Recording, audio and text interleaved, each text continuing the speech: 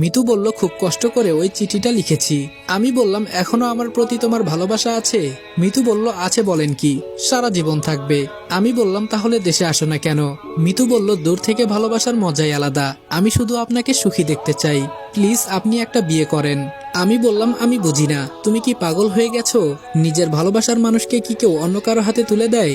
কতটা কষ্ট থাকলে একটা মেয়ে এই কথা বলতে পারে বুঝি আমি। মিতু বলল, আপনার সুখে আমার সুখ। আমি বললাম, আচ্ছা নাও, ঈশার সাথে কথা বলো। মিতু বলল, আপনি আমাকে আবার কল দিবেন তো, নাকি ভুলে যাবেন? আমি বললাম, অবশ্যই, তোমার কথা কি আর ভোলা যাবে? মিতু বলল, ঈশার নাকি বিয়ে হয়ে গেছে? আমি বললাম, ও বাড়িতে আসছে গতকাল। ঈশা নে, মিতুর সাথে কথা বল। ঈশা বলল, দে ভাইয়া। ঈশার কাছে ফোনটা দিয়ে বাহিরে গেলাম। ফারজানা বলল, কি ভাইয়া, আপু কি বলেছে? আমি বললাম, অনেক অনুরোধ করেছি, তাও আসবে না। বলেছি আমি তোমার দুলাভাই হতেও রাজি, তাও আসবে না। ফারজানা বলল, ভাইয়া এখন আর কিছুতেই কাজ হবে না, আপু আসবে না। আব্বু আগামী মাসে হয়তো যেতে পারে, দেখি পরে কি হয়। আমি বললাম, দেখো, পরে আমিও কথা বলে দেখবনি। ফারজানারা রাতে চলে গেল।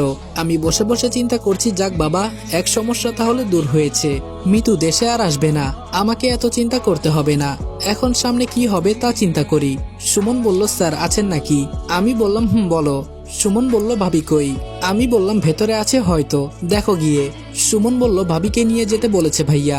আমি বললাম, বলো সকালে যাবে, এখন না, আর আমি আমার বোনকে রাতে দিব না। সুমন বলল, আচ্ছা একটা দরকারি কথা বলতে এসেছি স্যার। আমি বললাম, বলো। সুমন বলল, আমি সবকিছু রেডি করে রেখেছি।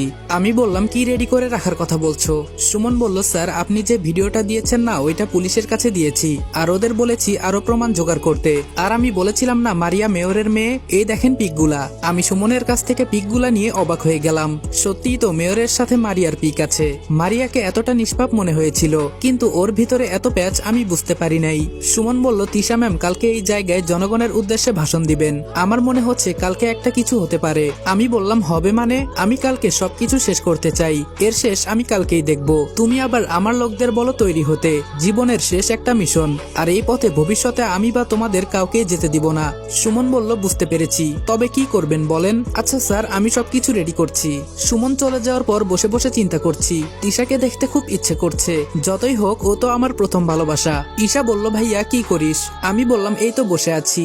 ঈশা বলল, মিতু কি বলল শুনলি? আমি বললাম, আমি কি করব, ওকে অনেক অনুরোধ করেছি, তাও বলে নাকি দেশে আসবে না। ঈশা বলল, আমিও বলেছি ভাইয়া, কিন্তু এক কথাই দেশে আসবে না। আমি বললাম, বাদ দে তো ওর কথা, ও মনে হয় পাগল হয়ে গেছে। ঈশা বলল, পাগল তো তোর জন্য হয়েছে। আমি বললাম, আমি মিতুকে বলেছি তুমি দেশে নামতেই আমি বিয়ে করব, তাও দেশে আসলো না বেচারি, তো আমি আর কি করতে পারি বল? ঈশা বলল, ওর কথা এখন বাদ দে, এখন বল তোর জন্য একটা বউ দেখতে হবে। আমি বললাম, আমার বোন তো খুব বড় হয়ে গেছে দেখি, ভাইয়ের জন্য বউ দেখতে বলে। ঈশা বলল, যা ভাইয়া, তুই যে কি বলিস না, আমার তো বিয়ে হয়েছে, আমি কি আর ছোট আছি নাকি? আমি বললাম, তুই আমার কাছে সেই দিনের পিচ্চি একটা মেয়ে। ঈশা বলল, ভাইয়া এভাবে আর কতদিন থাকবি বল? আমি বললাম, বিয়ে তো করবই, দেখি সামনে কি আছে। পরের দিন সকালে রেডি হয়ে রুম থেকে বের হলাম। সুমন বলল, স্যার সবকিছু রেডি। আমি বললাম, তোমাকে কতবার বলেছি স্যার বলবা না? সুমন বলল, এইটা আপনার উপর আমার একটা সম্মান। আমি বললাম, ওরা কই? সুমন বলল, সবাই বাহিরে দাঁড়িয়ে আছে, আর পুলিশদের সাহায্য করতে হবে আমাদের, ওদেরকে ধরে দিতে পুলিশও এই মিশনে আমাদের সাথে থাকবে। আমি বললাম, যাক তাহলে একটু ভালোই হয়েছে, এত টেনশন আমাদের নিতে হবে না। সুমন বলল, স্যার চলেন। সবাইকে নিয়ে রওনা দিলাম। সুমন যেখানে বলেছে সেখানে এসে দেখি জনগণ আছে, কিন্তু মন্ত্রী নাই। আমি বললাম, কি সুমন, তিশা কই? তিশাকে তো দেখতে পাচ্ছি না। সুমন বলল, স্যার আমি তো জানি ম্যাম আজকে ভাষণ দিবেন, কিন্তু কিছুই তো বুঝতে পারছি না। আমি বললাম, তাড়াতাড়ি ওদের বাড়ির দিকে গাড়ি নাও। সুমন বলল, জি স্যার। তিশার বাসার ভেতরে গিয়ে দেখি আন্টিকে একটা চেয়ারে বেঁধে রেখেছে, আর মুখ বন্ধ করে রেখেছে। আমি তাড়াতাড়ি সবকিছু খুলে ফেললাম।